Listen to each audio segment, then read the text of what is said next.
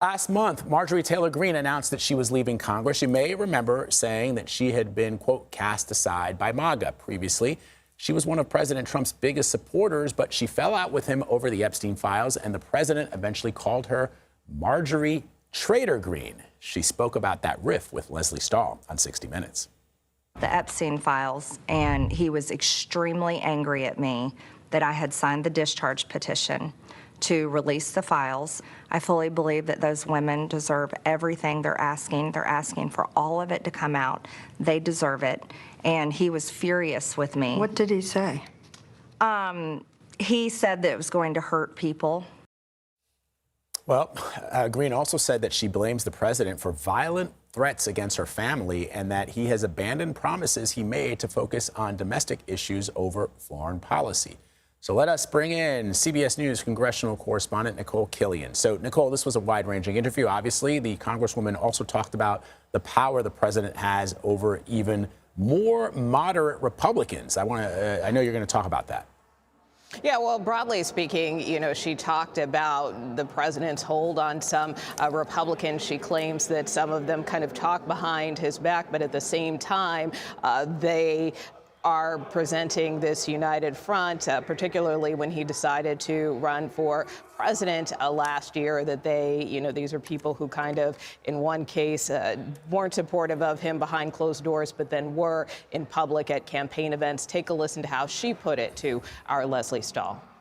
Behind the scenes, do they talk differently? Yes. How?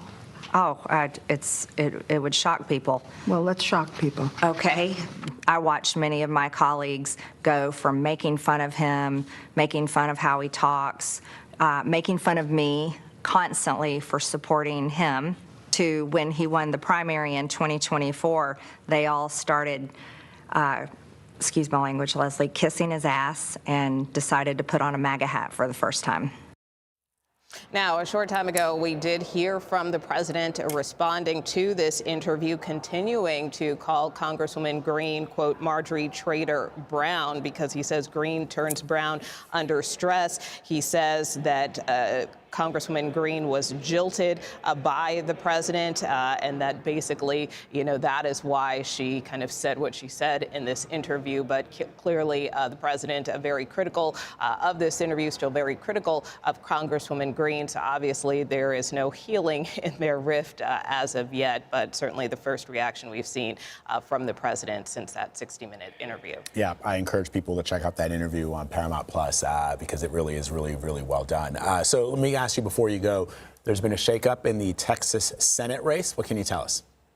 Yeah, that's right. Well, this is something we're watching later today. We just learned a short time ago that Colin Allred, who is a Democratic candidate, or was a Democratic candidate in the Senate primary there in Texas, says that he is dropping his bid. He is now going to launch a bid to run again for Congress in the House in one of the newly redrawn districts there in Texas, the 33rd Congressional District. But the speculation is that he might be doing this in part because we're also awaiting an announcement from Congresswoman Jasmine Crockett, who also has to make a decision about whether she is going to run again for the House or potentially launch a bid for the Senate. So by Colin Allred stepping down, that certainly potentially clears a path for Crockett perhaps to run for Senate. But Allred in his statement said he didn't think that it was useful to have a divisive Democratic primary there in Texas. So again, we'll have to wait and see what Congresswoman Crockett decides to do. That announcement expected in Dallas later this afternoon, Vlad.